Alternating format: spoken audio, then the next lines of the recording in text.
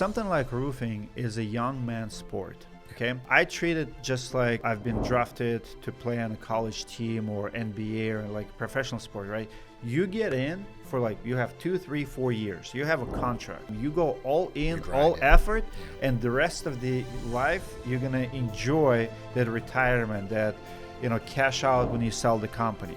But you can't do it all life. You can't just, everybody's talking about work-life balance. There's no work-life balance. You get in, you put, or like college. You go to college, you grind for 5 years, you get a degree, now you have life. Now you're a doctor for the rest of your life. But if you drink and party and work-life balance and having fun in college, it's going to be a different career for the rest of your life. Right. So if you want to be good at it, labor in years building something, and then it's going to work for you.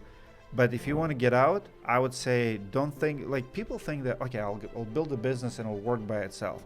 No, what's going to happen, and this is true reason why I sold my company.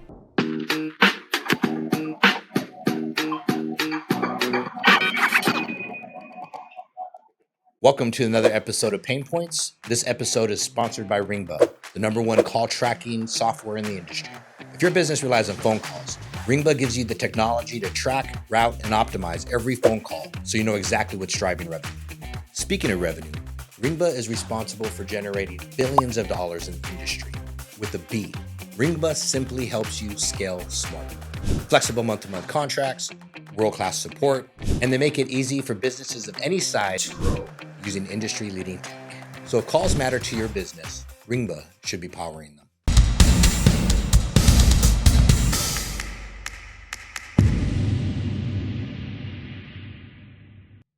Are you stuck in that $3 to $10 million year-over-year revenue? Roofs in a Box is your all-in-one growth partner for modern construction companies. They combine AI, virtual staffing, and CRM solutions to help streamline operations. Replace your high fixed overhead with cost-effective systems and support. They empower you to run a smarter, leaner business, freeing up capital where it matters most. Click on the 10% discount code below and start scaling smarter today. All right, man, welcome to Pain Points, where real pain equals real growth, where businesses don't talk about the unpopular topics like what it takes to actually grow and scale a business. Today, we have my partner, Dave Stodolak with the LFG show, and really blessed to be here, man, with Dmitry Lipinskiy. Yeah, man, he's a pioneer in the roofing space, serial entrepreneur, has made his successful living, so I'm just excited to be here. Yeah, excited to be here too, man. I'm excited for the launch of the podcast. We did our first episode last week, right? Yep. And we're talking about business is all glitz and glamour. It's a lot of pain at first that we go through. We've been through our share of pain, we had our ups and downs, and we're here with Dmitry Lipinskiy. It's great because we're great studio, by the way, great team. I mean, this is really high level. I mean, it's aspiration for me. I want to put a lot of things here. But we're downstairs. You had some wood from outside, fresh snow on it, put it in there. Smell really good. And you're talking about when you were a kid out in Siberia, 12 years old, you'd have to get the twigs from like leftover twigs and like heat up your food, and like that's like real man stuff. And I think that you had to do what it took to survive. And I think that's what that correlates to business, right? Because in business, you got to do what the hell it takes to survive, you know? It's just, I think, so my coach recently, my CrossFit coach told me this, and I did not know anything about like fitness. Like I knew that there's limits per age. Like, for example, if you want your girl, like your daughter to be in gymnastics, I think it's 5, 6 years old is the limit. Like if you don't give, like they start like at 3 or 4 to be competitive. And by 12, 13, they're in the world, right? Or figure skating, right? So everything has limits. And my coach told me that if you want to be like professional athlete, but like what you do in your teen years will pretty much determine the rest of your athletic career. Like for example, if you want to be an NFL, NBA, like do your legs, do your jumps, right? Like you can't start playing basketball in your 20s and get an NBA. Or like you cannot be a power lifter. You can do it, but not like in the highest competitive level. And he said that if you do like gymnastics, like in your teens, or boxing, like later you're gonna do well. And I would say the same about work ethics. What you do in your teens, like I have an 11-year-old son. We have 20 inches of snow just 2 days ago, and I came home. I have two boys, 16 and 11. And 11 is fifth. So he is just like youngest child, is the laziest, like biggest problems with the work ethic, right? And I'm like, Max, Nikita, let's go outside, right? So I gave him section and I said, you have to do it. And he's like, his brain already wired for the business. He's like, Dad, how do I earn $10 a week? I need money. And like they have some kind of currency. He starts businesses in school, and he's like, he told me a couple of weeks ago, I have businesses, but I have clients who don't make money yet, but they have like kids' money. Anyway, so this kid tells me he wants to make money, and he has this section, and all he does is complain. It's like, oh, it's so hard, my back is so hard. And I watch it, and I love it, because my job as a parent is to build work ethic. And I know you can only do it in teens. Like if that kid will not work a day in his life until he's 18, I think it's too late. Yeah. The best thing that ever happened to me is my grandma in the village who were telling me like what to do with the cows, how to start a fire, how to, we had to survive. But I would argue it's the best thing that ever happened to me, and I'm not going to take it away from my kids. My kids have to work for everything. You want $1? I'll give you like all the firewood around this property. It's my kids. They'll come here 4 or 5 hours, and they have to stack the firewood. They have, like my oldest son, 16, he assembled almost all furniture in this house and my house. Like because I'm not spending 3 hours, building a shelf. I have 16-year-old. I'm like, Nikita, I'll give you like $20, $30, $40, right? And that kid is so freaking good. Yeah. Like he's better than most adults. I don't think my dad can assemble read instructions and actually follow through. And this kid, he's just built different because he's been doing it for the past 5-6 years, ever since he was in his teens. Have your level of success, did your kids, were they born into the success you have now, or did part of your success come from cultivating it while they were growing? All of my kids, I got married here, so all of my kids were born here. Okay. Right, and we never we didn't have a farm, we didn't have to work, right? So they're very blessed, but also we share stories, we talk about it, and they love it. They're actually grateful. They're like, oh, thank you so much that we didn't have to do what you and mom have to do, right? But they have to work. My oldest, 17, she's already have a full-time job. Well, had, now she's off between the jobs. But you can see the difference. Like my oldest got a job at a restaurant, and within 2 months, we see that she comes home, she wipes the table, kitchen table, she's putting her dishes away, right? Like work ethic builds pretty fast. Once you get a job, not only customer service, you appreciate time off, time on the job, everything changes. So was that installed before they took their first job? Like you're saying, from wood around this proximity? It's a little bit different with oldest, because oldest, we're toughest on oldest, right? Like first, second, they're just, we're tough. We teach them to help us, with everything. Youngest is a little bit harder. So I would say, I'm the oldest of 7. So I have to be a parent to all my siblings, Wow.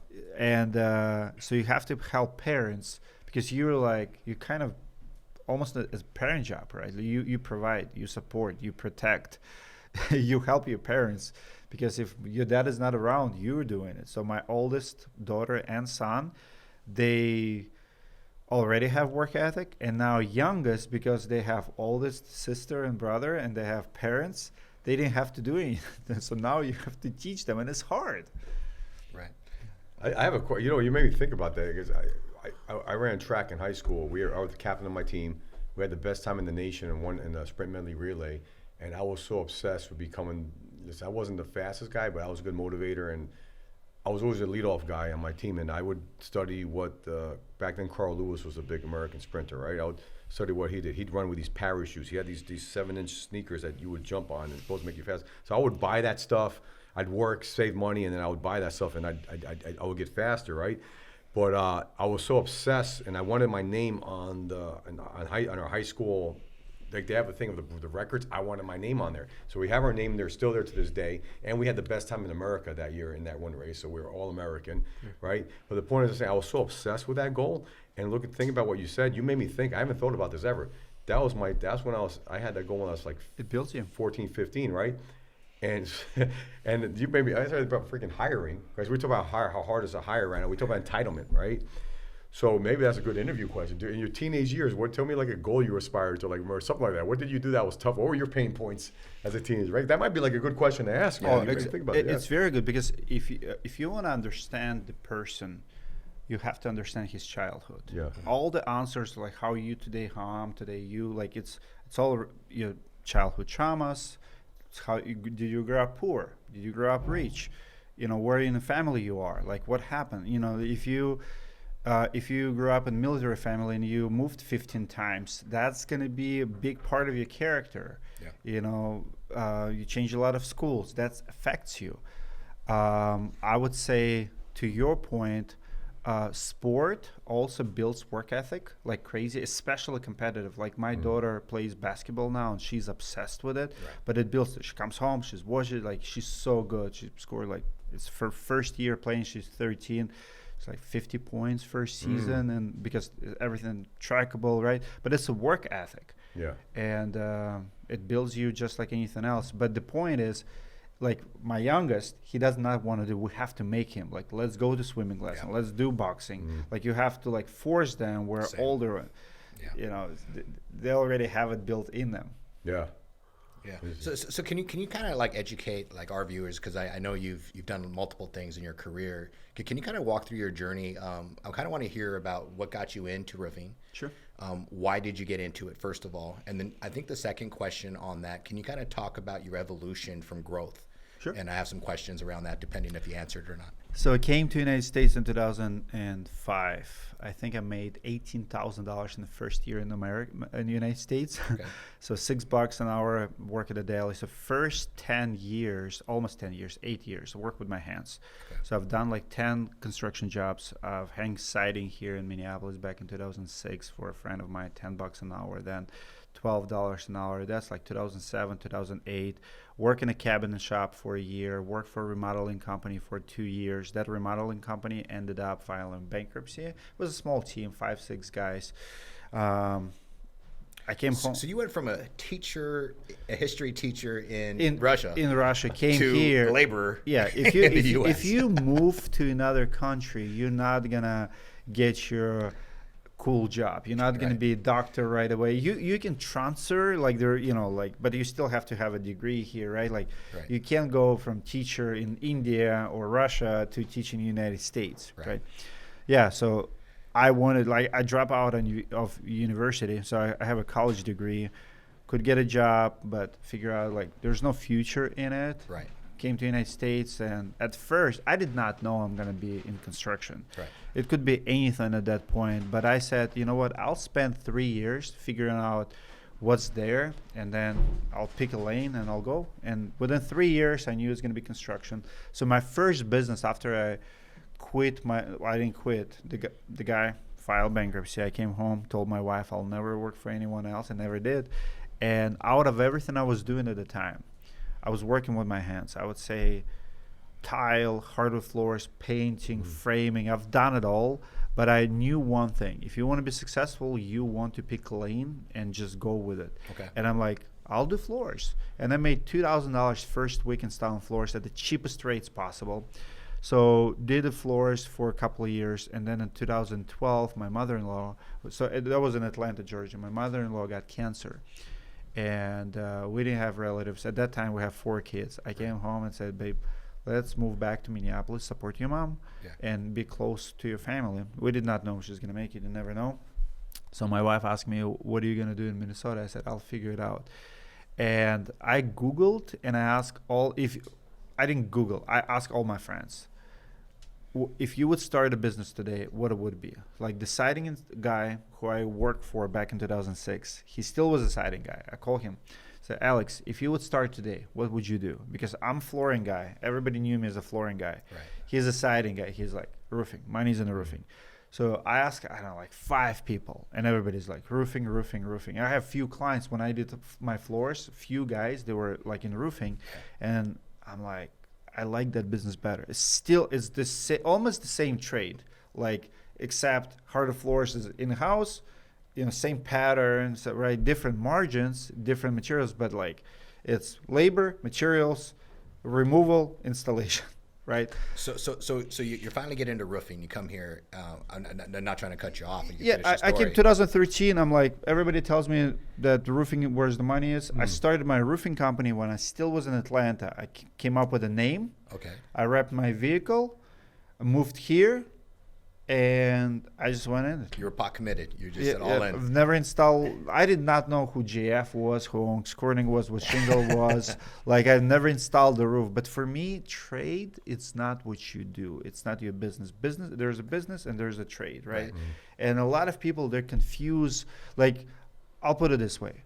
Even my father-in-law was telling me, you crazy. Everybody knows you as a flooring. Like, I could make on any day, like anywhere from $500 to $1,000. Like, even I could come to any state, like go to Craigslist, go to Facebook and say, hey, I can replace this floor, pay me $1,000. Like, I know the going rate, like the money was good. Right. And the reputation was there. And I knew everything about the business, but that's not the business. Business is hiring people, building products, right? And a lot of people, they identify like, I'm a roofer, I'm a plumber, I'm whatever, and it's their identity till they die. Right. I have I can shut the door and never look back. That immigrant mentality. Right. If I move forward, that's in the past. And Same. I said, no longer I'm in the flooring business, I'm in the roofing business now. Right. And I'm not going to mix the two. And I'm not going to do them like whatever. Like even years later, when I sold my conference, I'm like, I'm done with the conference business. I've done it for 5 years. Enough. I'm going to do better things. And a lot of people have hard time letting go what something doesn't work, doesn't consume, consume their attention. Like, you have to learn how to say no. Right. Once I learned that roofing is a better business than flooring for me, and learning that you can't do both, it's like two trains go in opposite directions. Like, you can't sit in this train and that train. Like, they're opposite. Like, interior, exterior do not mix. Did you start off in like the retail or storm chasing, or like what was your first? Retail. What was your I've first never year? been. I've never been in storm chasing. I did not know what insurance claims were Right. until year 3. Oh wow. So it was 2013. It was a peak of Angie's List. I actually became highest rated contractor on Angie's List. We have a giant company here, Cellar Roofing. They had 250 reviews when I joined Angie's List in 2013. Okay. Within 2 years, I have more reviews than them. I have 360. They have 350. Wow. So in 2 years, they got 100 reviews. In 2 years, I have 350. Right. And that was my vibe. They have, Angie's List has 130,000 members here in Minneapolis alone. And I was getting like 10, 12 gutter leads a day. I was getting like roofs. I figured out Angie's List. I was speaker at their conference. that was it. It was like 95% of my business. So time out real quick. So you come up from a teacher, from doing lumber out in Russia, Yep. to flooring as a laborer, to say, you know what, I have no idea what I'm doing, but I'm going to jump into this roofing business. No marketing background, I'm assuming. No, just grit and determination. I'm going to start roofing, and I'm going to geek out on roofing. What college teaches you is learn how to learn. Once you learn Right. how to learn, you can reverse engineer anything. So let's reverse engineer it. So when you So you first go start, in, it's like, how do they do it? How do you advertise it? So it's Craigslist, it's Facebook, it's social media. The reason I start YouTube, because I watched a couple of YouTube videos, I read a couple articles. It's content is marketing. Right. I'm like, you know what? And it's free. I didn't have money. Yeah. I'm like, I can do it. Start a show, start educating people, start reviewing products. Right. So my first YouTube channel was my roofing company. Wow. So I started Storm Group Roofing YouTube channel, like who makes the best shingle? What's the best siding? Here's your siding guy. Because I knew few things, I knew siding really well. I knew gutters really well. So I felt like I could study it and I can share it with my homeowners just for the pure sake of education. So can you kind of walk me through your evolution and growth then? So I'm just fascinated by this. Sure. So you start off, you don't know anything, you come in. So what's your first hire? What did you do in your first year in business? Like, what was your top line sales first year? And 2013, 900,000. I hired a receptionist. I hired first tech. So it was 3 of us. So I made $900,000 in sales. And you were the sales guy, I'm assuming. Yeah. Okay. And I did everything. I dropped my trailers. I checked on every job. I was production manager. I was everything. I paid myself $60,000. Okay. And the business made like $140,000. So $80,000 went to the business. So I have Volkswagen Jetta when I started. Right. And a roofing company. You're driving a Jetta, not the traditional truck and nothing. Just I got Jetta. a truck like 6 months in for Okay. my employees. At the end of the year, I have a truck. I have like dually Chevy truck. I have a Nissan NV big cargo van for my service tech. So I have a dump trailer. So I invested $80,000 back in the company. Didn't have no credit cards, not even credit cards, no credit lines with no suppliers. It was one debit card from my Wells So Fargo no bank. debt. No debt. Started with $2,000. Paid myself $1,000 a week, a little bit more, like $1,100 for entire year. So first year I made 60,000. Next year I did 80,000. But at the next year I did 1.3 million. At that time I have first sales rep, I have first production manager, and then year 3 2.5, and then 3.9. So you bring up a good point, and this is kind of like I think a lot of small business doesn't do it this way. You brought up two things that I never heard in small business owner, especially a new small business owner. The first thing you did is you paid yourself, but the majority of your profit went to reinvest back in. Nobody does that. Secondly, you kept doing that. You lived on a minimal income. Most people most small business use their checking account like a personal checking account. They don't run it like a business. They run it like, hey, I have this much money, it's mine to spend.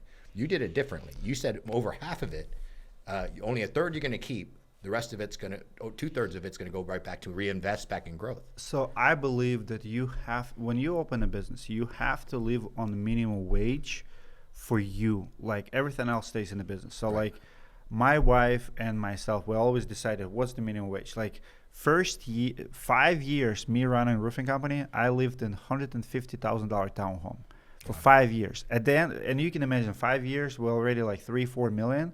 So my sales reps, my employees, they all have bigger houses than me. Right. I literally have this tiny, like we have 3-bedroom townhome with 5 kids, but kids were small. Yeah. So by 2018, I'm like, it's getting tight here. Let's get a house. And for the first time ever, I wrote myself $50,000 from the business, and I bought a house, like $450,000. Still live in that house today. Oh wow. So I bought a house in 2000. Like I'm talking about like 4,000 square feet. Like we went from 1,500 square feet to 4,000 square feet, which for me it was like dream come true. When I tell people that I live American dream, I truly mean it. Like I live American dream. For me, I have a freaking pool. In Minnesota. like in Minnesota. Like how many people have pools? Like not only when I grew up, but even in my flooring days, right? Like for me as an immigrant, that's all I ever could dream of. Right. Like I don't think I bought a car in the past 4 years. I have nice cars, but you start with everything used, and now everything is brand new. But you have to learn how to number one, be happy with what you have. Number two, have a long goal, because there's a price to cash in early. There's a price for instant gratification. Right. I did not travel internationally until, I don't know, like 12 years in the United States. Now I travel with my kids. I can, to two different countries per year, but it took me 20 years to get here. I love the humility there, man. It's hard to stay there. I mean, even as an American that grew up with nothing, it's hard to live what you just said. And sometimes I have to check myself. But it's also priority for me. Yeah. I don't have sports cars. I have different flexes. I have very expensive. Like if you look around, I have like sauna that costs like $100,000, and I always tell people that's my Lambo, right? The one Like outside that I saw? no, it's actually not here. It's parked at the gym. I'll show you a picture. So like the thing about that sauna is it's paid off, like it's cash deal, right? And it's very expensive, but it's important to me because it's a lifestyle. I literally, when I start going to conference, I'll bring the sauna with me, and they're like, "What is that?"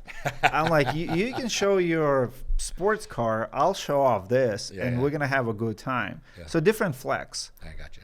I don't save on lifestyle. I have probably, like even in here, like $20,000-$30,000 of gym equipment, $50,000 at my house. If it's important to me, I put money into it. Right. If it's not, it's not. So travel with my kids, it's the most important thing. Yeah. Same. I love memories. Like I can probably upgrade my house, and we actually were talking about it. There's nicer areas, there's house on the lake, right? But it's like, do you travel, like my oldest is 18. Do you travel with your kids every year? Which is for me, with 5 kids, it's 7 airplane tickets. Yeah. My cheapest vacation, anywhere you get on a plane, is like starts at $20,000. Easily. Just for travel. And then goes to like 40, 50 grand, right? Yeah. So, but you can't spend $50,000 to $100,000 a year on travel and then, big mortgage. And because so I made a decision. I'm gonna see a few countries every year with my kids, but I'm gonna stay in this house. Beautiful. So So back up a little bit more. Then I love that, by the way. Culturally, it aligns with us. We love memories and cultivating these moments for our loved ones. But so can you kind of talk me through what you talked to when you get to 5 million? When did you first realize that you were going to exit? Was that ever on the radar? And then secondly, can you kind of talk about like where you peaked in the roofing business, like what you did in 4? So we did 4. So last 2 years we did like 4, but it was 2018, 2019, and 2020. I sold it. It was pre-PE. Okay. Like if I waited 2 more years, the PE was like right there, right? Yeah.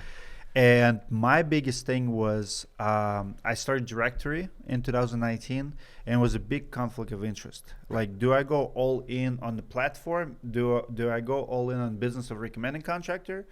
I found it's very challenging and conflicting to be a contractor and recommend a contractor. Right. You kind of lose integrity. Like especially like Minneapolis is a big market for me. Yeah. Like and plus it's a focus. A roofing business, it's all about focus. Right. You can't do it half part time.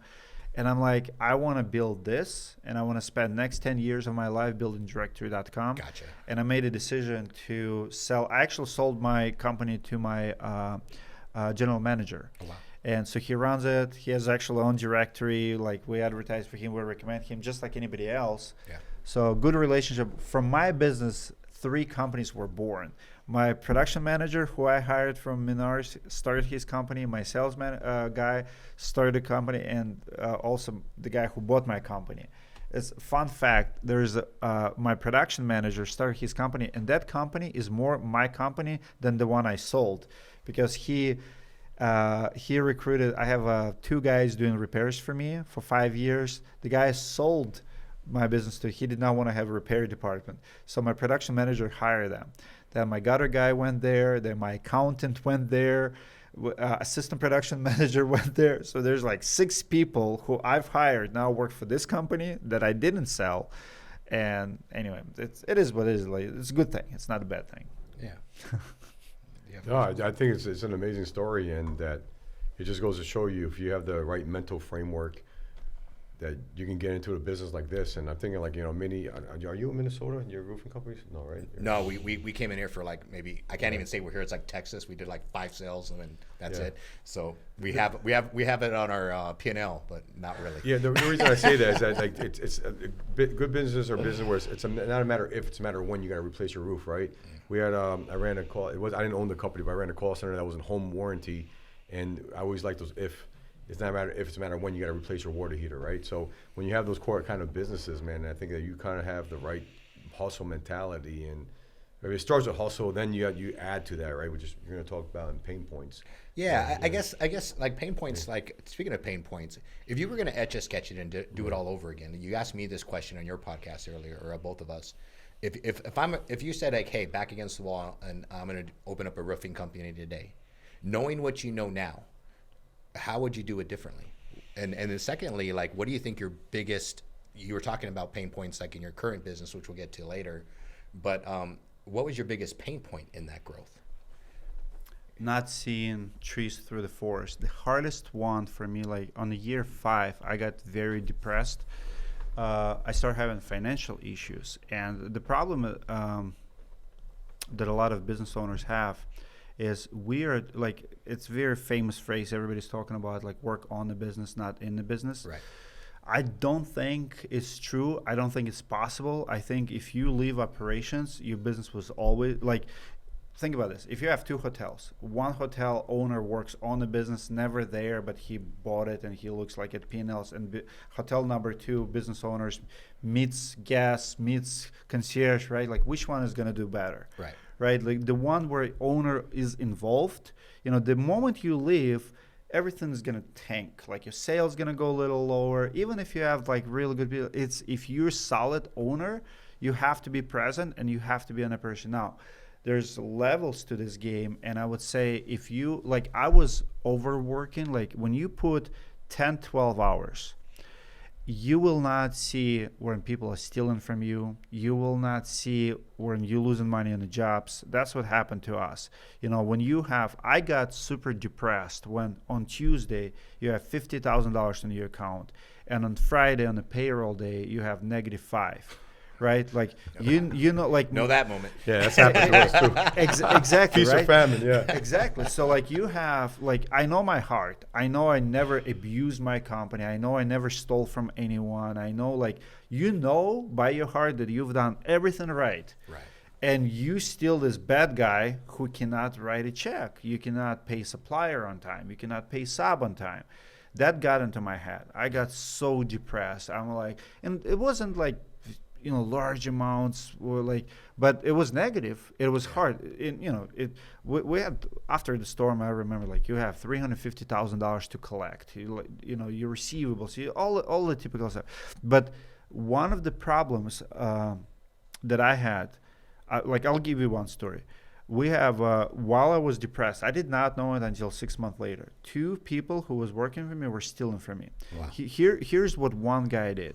And if I would work on my business, I would catch it right away. Right. Like today, if I have 5 credit cards, and if something, if there's a questionable transactions, I'll catch it within 48 hours, right? I'll get notification, I'll check the statement, right? At that time, I had a sales guy who already started his company and were stealing literally my business, right. 2 of them actually. And I fired them. I actually sued a guy and got judgment against him today. But in July, August, this guy goes to QuickBooks, records payments because I gave him, he was my right hand, records the payment as received to collect the commission. Yeah. Oof. Can you imagine how messed up that is? And then, Self-serving for sure. Yeah. Exactly. And then later, 6 months later, I will never forget it. I have a homeowner. This is why I believe in humanity, you believe in people, right? I have a homeowner knocking on the door, literally brought us check in January. So this happened July, August. And she's like, I'm an honest person. I owe you guys money. You never collected. It was $7,000. So here you have your business, you barely have money to pay people. Yeah. You have people stealing from, but it's all my fault. Yeah. I'm the one who, I'm not blaming this guy for being this evil or whatever. He's done stupid things, but I should catch it right away. Yeah. And when you don't see accounting, when you don't see waste, that's where you lose, and that's where you get depressed, and that's what bad things happen. So back to the original question then, and I love the pain point stuff of whatever. So if you were going to do it again today, I would go slower.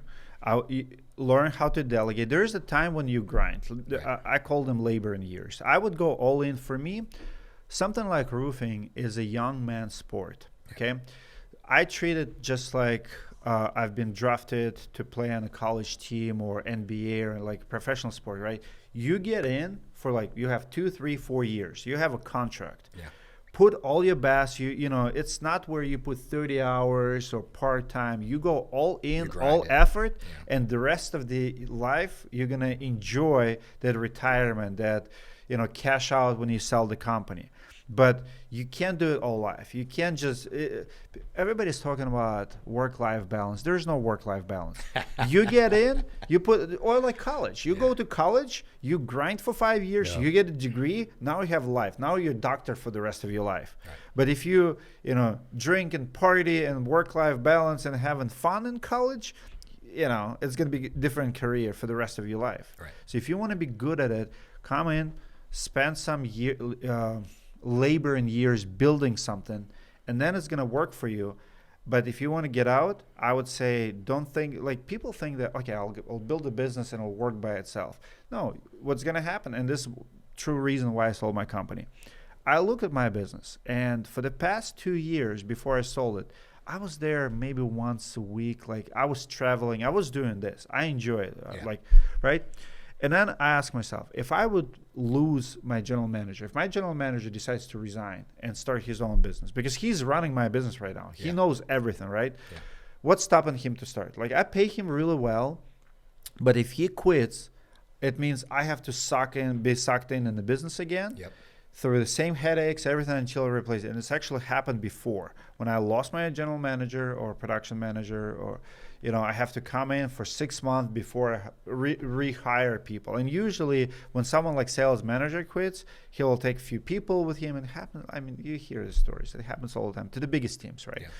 So do I want it? No. What you want to is build a team and freaking sell it, or pass it on to someone else who wants it. Right. But you have to want to work hard. You don't get in the business not to work. I'm gonna end up with this. I like Dave's questions too, but I'm kind of fascinated because I know my experience, and I'm new into roofing, right? I've only been doing it for a year and a half. I think I've trailblazed some stuff, and I know business. What do you kind of said it, and I agree with you. What do you think the single most important hire you can do for your business? Receptionist, personal assistant. Personal assistant. Personal assistant, receptionist, someone who answers phone calls. For growth, I mean, for growth. Yeah, because Really? it's Okay. speed to lead. Like if you're the business owner, I actually just did a video this week. What would I would do if I would start a company in 2026? My first hire is always someone who assists me. It's receptionist. I'm busy. You build a relationship. You're on a job site. You pull in a permit. You at a sales appointment. Your phone rings 5 times during that hour. You think you're gonna catch up? Like you should be catching up with following up with people you met, not you didn't meet. So like, Okay. I started having personal assistants like 4 years ago. So today is a personal assistant because you high level producer, usually business owners, you drop the balls. Like I'm not delusional. Yeah. I know the stuff I forget. Like while I'm talking to you right now for 1 hour, my assistant probably checking my emails, checking my Same, yeah. she's on top of it. I think of it from two different lenses, and I agree with you for that perspective because my Wendy, his Amanda, that they're our backbone, right? Yeah. Without them, we're flailing. They handle most of the stuff when we're not working. For me, it's kind of interesting in roofing. My biggest stalemate for growth is a production manager, as a general manager, because I feel like if I have the right production manager, they're working on inventory, they can see problems, they look on supply chain, they look at deliverables, they look at project managers. So whether it's a GM or usually the guy who has the GC license, for me, is almost the most important one because they can run But the see, business. you hire a production manager when you have plenty to manage. It's Right. almost like you have to have it's maybe year 3. I mean, depends on the volume. Right. If you're doing 1-2 million, for me 2 million is 3 people. Yeah, Someone does I don't know, returns, someone answers phone calls, someone does returns, and you manage it. What's there to manage at $1 million? really nothing. Yeah, Two Couple jobs a week. Yeah. Once you have 2 jobs a day, Yeah. now I need a manager. Yeah, I'd say 5 to 10 jobs a week. You need one at that point. Yeah. But for me, that's always my biggest. But that hire though is the biggest thing. Once you get to like 3 to 5, is my biggest thing for growth though. If you have the right production manager. So it's funny because when you answered the question, yes, I agree. My assistant is irreplaceable. For me to train, to talk my crazy to our crazies matching, all that kind of stuff, right? Impossible to replace. However, when I think about roofing specifically, for growth, I think production. Interesting. All right. Any questions? Yeah, I think this is all fascinating. One thing I was gonna say too is that the LFG show, we're talking about digital making money online. I think now more so than ever, and I'm not just talking about making money online. How do you make money? We're in an economic area that's unprecedented, right? The cost of living's through the roof. I travel like crazy. You travel. We see, especially in Miami, it's just out of control right now. I mean, every other day the price of something goes up. So I think we're in an environment where people aren't making enough money, especially young men. Young men are making enough money. They're not having babies, right? I mean, the dating pool for women's hard. I hear it all the time. I got cousins that are young. They can't find a guy that doesn't go out, doesn't make money. Like, it's all fucked up. So they need to you got to point yourself in a position where, as a young man, you got to freaking make money. You chop wood at 12 years old to freaking make food for yourself, your family, whatever, right? As a man, you have an obligation to provide for your family. I got 3 kids. So I think that, where if you're not a digital marketer, if you're not a salesperson, you can get into roofing and you can make 6 figures, right? And that could lead you to somewhere else. So that's all I wanted to say is that it's we talk about America being the greatest country in the world. There's opportunities where there's still a lot of opportunities to make money. There's pockets out there, and you just got to look at it. If your friends, look what your friends are doing. Your top 6 friends are playing video games all day or not doing anything, not making money, you're not going to be making money. Go around people that are making money, that are ambitious, they're doing whatever, and get into roofing, or listen to your podcast, listen to my podcast. I mean, there's resources out there so you can get out of your box. So I think that's what you said right there. I mean, the future of America is the youth, right? We need them to make freaking money. We need them to be successful, especially young men. So that's my biggest takeaway. I also like the patience that he's talking about. Like, you're talking about coming from nothing and just having the patience to do it right. I mean, I don't even know, man. So let me ask this: if your back's against the wall today, curiosity. We brought this up a couple times. You asked your siding guy, you did whatever, you got into roofing. If your back's against the wall today, you have $2,000 in your pocket again. What does Dmitry do day one? Anything you have to do That's to a great answer. provide for your family. I love that answer. I don't care. Like, honestly, it does not matter. Yeah. Like, if you, like, when we moved from Atlanta to Minneapolis, I didn't have no clients, right? And we were living at our in-laws in the basement. So I have 1 month baby, my fourth, and I'm studying for my license. So I have a business name, I have an idea, but I don't have customers yet. I finished basements because that's what I know. Yeah. I went on Craigslist. I found, like every Friday and Saturday, I was doing one job a week. Like, I needed $1,000 a week. Right. So, and I remember so Monday through Thursday, for first 3-4 weeks, I was studying for my test to become licensed contractor. And Friday and Saturday, I was doing floors. So my wife is like, "You're not working this week?" I'm like, "No, I have a job Friday." So I would sell one job. Like, I would find in a few days, I would go get a quote, schedule it for Friday. And Friday is because you start a job on Friday, you always finish it on Saturday. If it's a tile job, you do the grout. If it's flooring job, you do the trim. Sometimes day goes longer, right?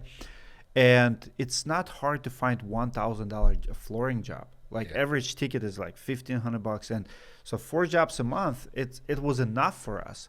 And she's like, "Why are you not working today?" I'm like, "Baby, I'm like literally have a baby and I'm reading." Like, anything you have to. Like, I'll share this story with you. So when I started, I didn't have jobs yet, and I wrapped my Volkswagen Jetta with a Storm Group roofing. So I'm a roofing contractor, and in the Russian community, people knew me. I lived here for 6 months, did siding, got married, moved to Atlanta. 6 years later, I'm coming back. It's embarrassing to share, but this is how hard it was early on. Because when you start a business, some people will mock you. You're trying to get up like from the bottom, right? Like you sub, you hourly. So my friend, the one I used to do siding with, he got this big building, 4-story apartment complex. He needed a lot of crews, like 5-6 crews, and to replace all siding around. And he's a sub. So he's a sub, and he's getting other subs, and they're paying hourly. Right. And at that time, I want to say it was 2000. I moved here in March, so it's snow still on the ground. It's nasty. It's cold. He's paying $17 an hour. So I got my license, but I don't have jobs yet. So I'm working with him, but I'm parking my wrapped vehicle. I'm a business owner, and I'm working for $17 an hour. And all this Russian, I hear whispers like, "Oh, he's a roofing company now," like literally mocking. And I'm like, just put my head down, go up on that ladder and like install inside. And like, here's the thing. I've never been embarrassed of hard work. Like, and if man listening, watching is listen, like in our industry, people say, everybody hates cheapest bidder. Everybody hates guys who drop the prices and stuff. I'll say this: when I started doing harder floors, I was the cheapest guy. So I used to work for the company who paid me $25 an hour. They filed bankruptcy. It was 2009, 2010. I went on my own. The going rate for floors were $1.50. I created ad on a Craigslist. 2-week special, $1 per square foot harder floor install. I install on average 500 square feet a day. Okay. 10-hour day, 12-hour day, I make $500-$600. That's $50-$60 an hour. Right. I don't care about your opinion that I'm the cheapest guy, because here's the deal. You can be the cheapest. If your quality is good, why am I the cheapest? Because I don't take 5 smoke breaks. I come to the homeowner and I tell homeowner, "Mr. Miss Smith, you got yourself a deal. I don't have time to go for lunch. You're going to bring me lunch. You're going to feed me." Right. Because I don't stop. I need to finish the job today. That's how I talk to my homeowners, right? They respect it. They love me. They'll tip me at the end. Yeah. But the thing is, I'm the cheapest guy, and I don't care. Like you cannot be ashamed of what you have to do to provide for your family. Right. That's it. Like I don't care what competition is saying. You're not paying my bills. Okay, I'll do a roof for cheaper because I have to feed my guys and I have to feed myself. Right. So what? I'm not gonna do it for the rest of my life. I'll get out of it and I'll build my brand and I'll have line of people want to do business with me. When I have that leverage, I might be the most expensive one. Right. But today I have to do what I have to do. And if it's hourly job, I'll freaking take hourly job. I love that. I love it too. So Yeah. Follow up on that. I got a series of questions. I don't even know if I got to them. I think I made them randomly. I'll share to that story. I have one more story. So we back in 2008, 2009, we used to drive from Atlanta, 70-hour drive, right? From Atlanta to Munich. One year we drove here for Thanksgiving week. We decided to take 1 week off, drove nonstop. And economy, like nobody's working. Like 2008, 2009, brutal. Like my father-in-law is in construction. We've been home for like 2 months. So I came here, and at that time, I'm making like $15 an hour, like, barely making ends meet. And I went on the Craigslist, and there's a gig here, like for framing, like very expensive house, pays like $20 an hour. I'm like, I'll take it. So we come here. Thanksgiving is like Thanksgiving Eve, and it's 2 days off, right? Like for me, it's not. I'm not working all week when I can find a job. So I got with this framer, and I went and I worked for 2 days, and I got $400. And I remember like today, like I come home, it's like my father-in-law is like, "Where did you find a job? Nobody has work." I'm like, "There's work. If you're looking, it's freaking the United States of America. You can find a job if you're hungry." Yeah. So Yeah. I got a gig like Craigslist, and I've never framed in my life. Right. But I work on I actually learned a lot those 2 days. They need helper, $1.5 million house. Guess what? Have to do what you have to do. Right. So let's talk about your evolution then. Okay. So Sure. so you move on. You have a passion for obviously podcasts and talking to even anyone, successful, not successful, people learning, people wanting to grow. So tell me a little bit about Roofing Insights. Like, how did you transition into that? What triggered that whole evolution? Was it a passion? Was it a project? Did it just turn into something? Can you kind of talk about that? Snowball. So I believe in YouTube early on, 2015. I started creating, like on my YouTube channel, Storm Group Roofing, I shared few videos that was more for roofers than for the homeowners. Yeah. So for the most part, 99% of content was, who makes the best shingle, how to help homeowner. But then few pieces of content, it's actually one piece of content that I give the credit for Roofing Insights. It was a call with a home advisor. So I signed up for home advisor, and I knew it's not gonna work. I was skeptical. I spent $2,000, and I called them lying to me. And I'm like, I'm gonna make a YouTube video about it. So I recorded them lying to me about the whole thing. They're like, "Oh, it's exclusively it's," and this. It was not. No one has five legs at least. Yeah. And like it was one specific. It was $150 siding lead for $150. I called the guy like 10 times. Finally, he answered the phone. He was like, "Sir, I just need to know," because it was exclusive, like just matched to me. Right. And when I called the homeowners, he's like, "Dmitry, I got like 5 contractors already before you even call, and I already went with someone." Wow. And I'm like, "So you got 5 from Home Advisor?" He's like, "Yeah." So I start calling them, and they agreed to it. Anyway, they offered me money to take that video down. Vice President of Home Advisor said, "Take that video down, and we'll refund you, whatever." But then when I was reading comments on that video, one homeowner said, "Dmitry, do you think this is the video your homeowners wants to see?" And that was just like cold plunge. I'm like, wow. Like I did not think big marketing is perception, and that's your focus group. I'm like, she is right. But all the roofers, loved it. There's like 100%, yep, like scam, right? So I'm like, you know what? I'll do content just for roofers. And I decided to do Roofing Insights. So I went to IRE. That's how I started the channel. My videographer at the time was coming to me on Tuesdays, and we're filming one video a week for Storm Group Roofing. And I said, "Hey, let's fly to IRE. Let's just walk around, interview people, and have our first batch of videos for Roofing Insights." So we came up with a name. We went on IRE, start recording. And funny enough, at that expo, actually one of the first videos that kind of went viral. So we're walking by with the chat cells, and Home Advisor rep, seeing us with the cameras, calling us. It's like, hey, are you haters? Come talk to us. Are you haters? Are you haters? Like that's where, and cameras are rolling. Right. I'm like, no, we're good. I did not want to talk to them. Right. And they like provoked us to turn around. We turn around, is like, and she recognized me. And she's like, oh, I recognize you. Like you're Made a mistake Dmitry. right there, huh? And then she said that iconic phrase like, we are homeadvisor.com, not guaranteedleads.com. So anyway, I interviewed her and we're like, guys, you're scammers, you're liars, you're this and that. And then that video just went freaking viral. But she asked to do, and then I got a little trouble with the IRE like for filming there, and because it was controversial and they will try to pull a video down or stuff. I'm like, it's conversation, and you want to have that conversation. Right. But it was cool. So that was the video, and then it took me 2 years for Roofing Insights to overcome Storm Group Roofing YouTube channel. Okay. And then after 2 years, it started going up and up. For 3 years, didn't monetize it, just keep doing content. 3 years later, I got 30,000 subs and started asking for sponsors. And I love that. He grew organically the same way. It's more of like creating content out of a lot of money out of pocket. Yeah. Like type of sponsorship. It cost me like 150,000 a year. Right. It's expensive. It's very People expensive. don't realize how much people it don't costs realize, to get this stuff going. I mean, this studio is probably like 20 grand right here. This 4 TV is like $9,000. Right. And that's the time that it takes. People don't realize the time, the team that you have to have to edit and post and this. It's a lot of work. I didn't realize that much at first how much it was going to be, but I stuck with it. It's working so far.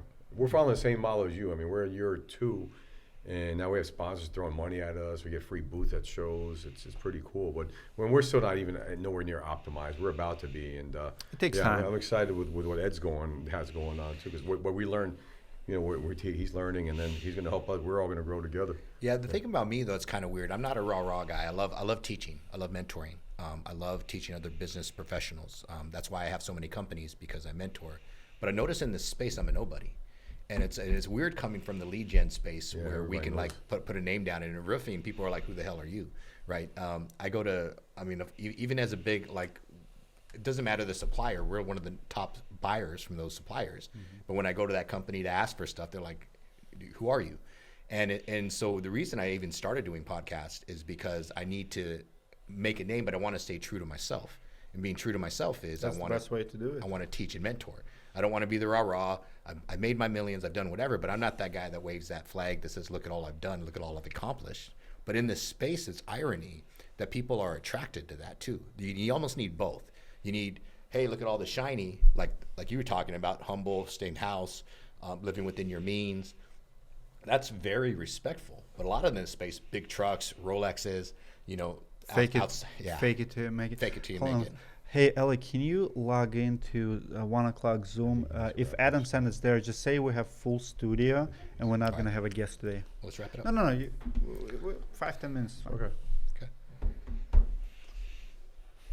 Yeah, so I know we talked about this on your last one, and so you have. Could I say one thing though? Sorry, yeah, I don't want. What Ed's being real. He's a humble guy, right? And we were at IRE, was in San Antonio, and we had a booth. I don't know which it was for Roofs in a Box and our lead gen company, but when Ed speaks, like I have a picture of him. I got to send you that picture. You have like 20 roofers around, and you weren't even like, they just kept coming because he was talking. I'm saying spitting, but he was talking such like not stuff that was real. Talking about the EBITDA, talking about the COGS, talking about stuff they know intuitively, but they're not freaking doing it, right? So, and that's because you've had the experience doing this. You've been not just roofing maybe a year and a half, but you're putting up big numbers. I mean, 8 figures, right, in a year. Like your growth has been insane, tremendous growth. But I think also you had a leg up an advantage because you had 15, 20 years of real business experience with sales, with distribution, right, and then lead gen, which is connected to roofing, right? Help grow solar companies. So I think with that being said, that's why what you're doing is going to be amazing because it's real. It's not that rah. It's stuff that the business always need to hear. It's real tough. It's like tough love kind of stuff. But real pain points. The pain points is how you freaking grow. It's not from success. You learn from your failures. Yeah, you say a lot of things that I love. He talks about collapsing timeframes, right? And like earlier you were asking, and I joke, but it's true. It's win-wins. Right, and that's why like some of the questions I'm asking is like, how do you collapse these time frames, these growing pains, these learning curves that small business has to learn, right? Like you said, like how do you have 50,000 in your bank one day, minus 5,000 the next day, make payroll, have the conversation, go back to your home, to your wife and your kids, right? So those are the moments that make or break you. So let's talk about that. Let's talk about that make or break moment. Like, you know, and I know for you're there's nothing half measure about you, dude. I mean, it's just, you're talking CrossFit, the working out, the business, the podcast, wood chopper. I mean, so you're kind of not the normal. You're kind of an anomaly in that, and the humility around it. But let's just talk about that moment, because there is that moment where you just got your teeth kicked in. You have this value as a man, as a provider and entrepreneur. You got people relying on you, you know, back against the wall in business, right? You already know what you're doing. You're pot committed. You know this is the lane you're in. We'll talk about that moment that said, you know what, I'm going to keep grinding through this, and talk about that evolution of getting past that. Two things. Number one, we don't quit, like, ever. Like, if you quit, you'll regret for the rest of your life, right, that you quit. Like, I cannot imagine quitting. So, two, be humble enough to find someone who can help you, because if you can do it yourself only so far. We all need mentors in every category. Like, I'm really good at CrossFit, but my coach is 10 times better than me. Like, he is top 100 in the world. I'm top 1,000 in the world, right? And I need someone to push me. We all have blind spots. All of us. Like, I don't care what it is. Like, you can learn from anyone, but when you are at that bottom, like, you need to understand how did you get there. I believe in two things in business. That business is like a living organism, has ups and downs. It's never like people think like up. No, it's if I tell my business partner all the time, we have underlayments, roofing underlayment business now, and some days we just get hit. Like, in the past 2 years, we've been hit like a train, like at least 5 times. Like, you're talking about terrorists right now, war in Iran. Like, the problems that we have, my business owner is like, he's like, now what? And I'm always calm. He's like, why are you calm? And I was like, I tell you one thing. If we hit rock bottom right now, it means only one way. Like, we're gonna have very high, like, and if you're the business owner listening, I'm telling you this right now. If you are like we all have done it, even in fitness, when you 4 days ago, I did not want to get out of my. You have that low, like when your body just does not listen to you.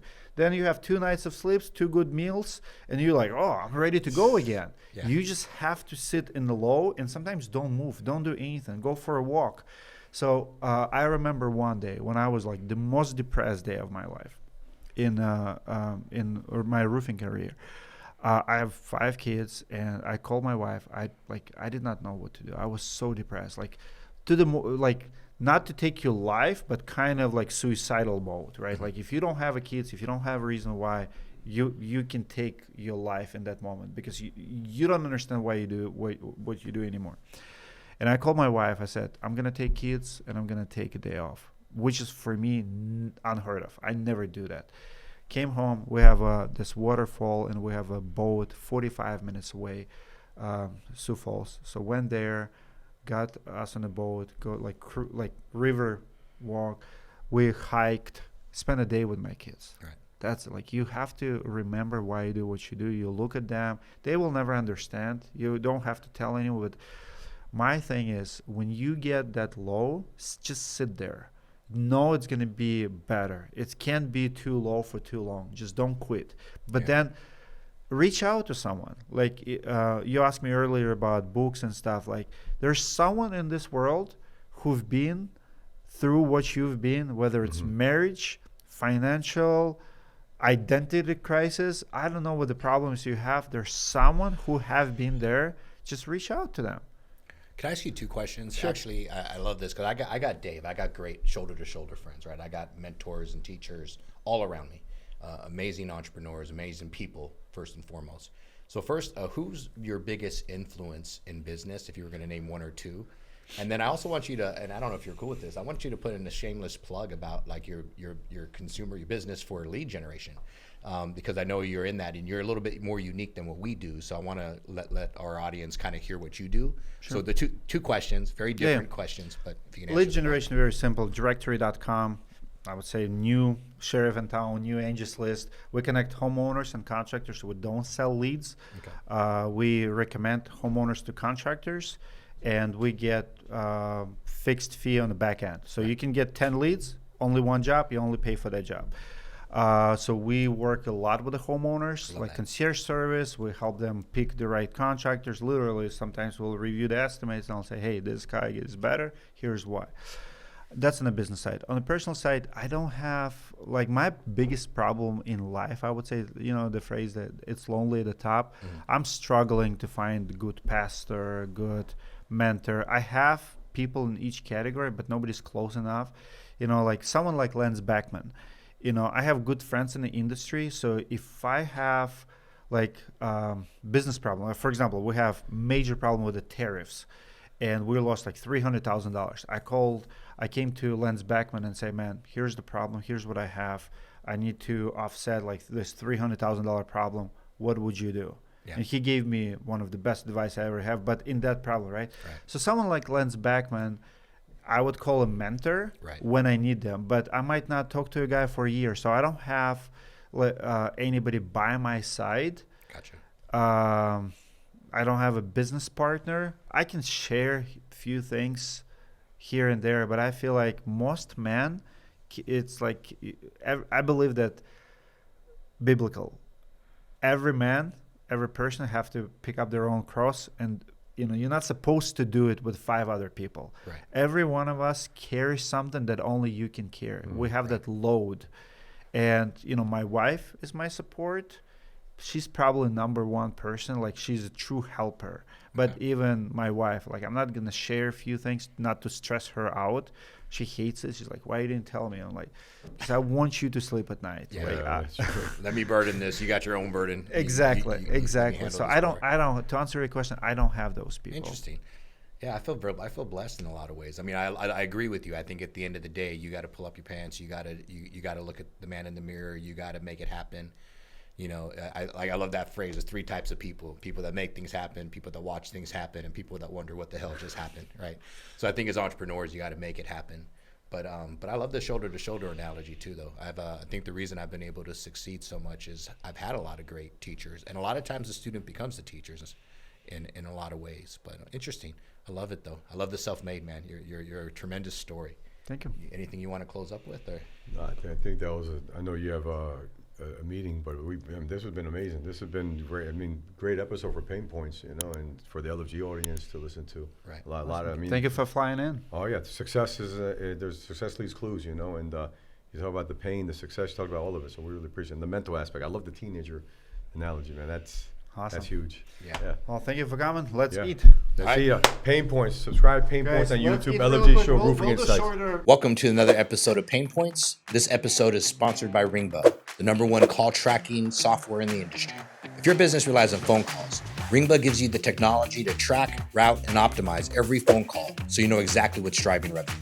Speaking of revenue, Ringba is responsible for generating billions of dollars in the industry. With a B, Ringba simply helps you scale smarter.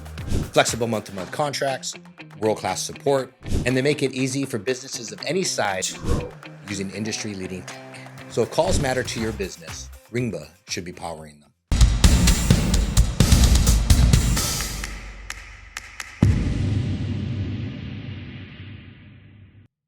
Are you stuck in that $3 to $10 million year-over-year revenue? Roofs in a Box is your all-in-one growth partner for modern construction companies. They combine AI, virtual staffing, and CRM solutions to help streamline operations. Replace your high fixed overhead with cost-effective systems and support. They empower you to run a smarter, leaner business, freeing up capital where it matters most. Click on the 10% discount code below and start scaling smarter today.